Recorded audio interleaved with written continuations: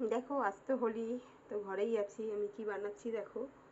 এখানে নিয়েছি খেজুর, এটা নিয়েছি মাখানি, এটা নিয়েছি তোমার আমন্ড বাদাম, এটা কাজু, এটা কিশমিশ, এটা নিয়েছি পেস্তা বাদাম, এটা নিয়েছি আখরোট, এখানে নিয়েছি ঘি। এবার আগে দেখতে থাকো আমি কি বানাচ্ছি আজকে। এখানে নিয়েছি আমি 1 বাটি মতন ময়দা, আর এখানে নিয়েছি ঘি 2 চামচ, এটা নিয়েছি পরিমাণ মতন একটু নুন, আর এটা নিয়েছি একটু বেকিং পাউডার, একদম সামান্য।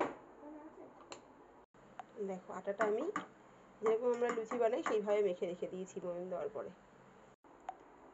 দেখো একটু সময় লেগে গেল আমার। এখানে গুড়টাকে গ্রেট করে নিয়েছি, এখানে খেজুরগুলোকে আমি টুকরো করে নিয়েছি, কিশমিশটাকে টুকরো করে নিয়েছি, বাকি যা ড্রাই ফ্রুট ছিল সব কিছুকে আমি টুকরো করে নিয়েছি। আমার কাছে নারকেল নেই, তাই আমি একটু হালকা করে সুজিটাকেই ভেজে নিচ্ছি। দেখো খুব সামান্য একটু ঘি দিয়ে দিলাম এর মধ্যে। কড়াই পরিষ্কার করে নিয়েছি, ভেজে নামিয়ে নিয়েছি। কড়াতে দিয়ে দিয়েছি ঘি।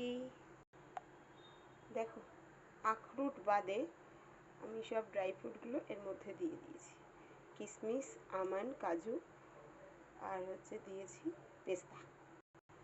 হালকা ভেজে নিয়েছি। এখানে আমি নিয়েছি খোয়া ক্ষীর বলতে পারো, এটাকে ছানাও বলতে পারো। আমি একটু চিনি দিয়ে বানিয়েছিলাম, বানিয়ে রেখে দিয়েছিলাম। এটাকে এর সাথে ভালো করে মিক্স করে নেব। খুব সুন্দর একটা গন্ধ বেরিয়েছে। তোমরা দোকান থেকে কিনে নিয়ে আসতে পারো, মিষ্টির দোকান থেকে খোয়া ক্ষীর। আমি ঘরেই বানিয়ে রেখেছিলাম। এটাকে এর সাথে মিক্সড করে দিলাম। এর মধ্যে যে ভেজে রেখেছিলাম সুজিটা, সেটা দিয়ে দিলাম।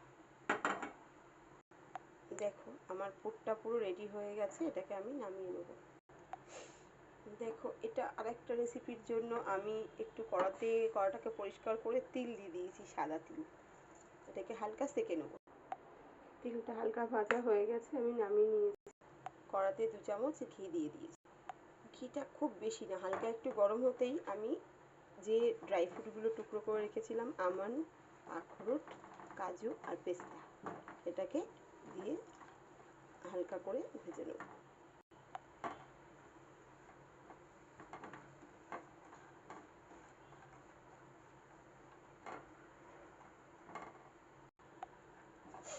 যেই বাদামগুলো ভাজা হয়ে গেছে, আমি এরপরে মাখানিটাও দিয়ে দিয়েছি। 1-2 মিনিট ভাজা হয়ে যাওয়ার পরে আমি আবার কিশমিশটাকেও দিয়ে দিলাম। সব কিছু খুব ভালো করে ভাজা হয়ে গেছে। এগুলোকে আমি এবার নামিয়ে নেব। নামিয়ে রেখে দিয়েছি। কড়াতে খেজুর আর গুড়টা দিয়ে দিয়েছি। এর মধ্যেই আমি দিয়ে দেবো 4টে এলাচ টুকরো করে রেখেছি, গুঁড়ো করে দিলে আরও ভালো হতো। এভাবেই দিয়ে দিলাম। এই কাজটা একটু সময় সাপেক্ষ। এইবারে এটা হয়ে গেছে, এর মধ্যে ড্রাই ফ্রুটটা মিক্সড করে দেবো।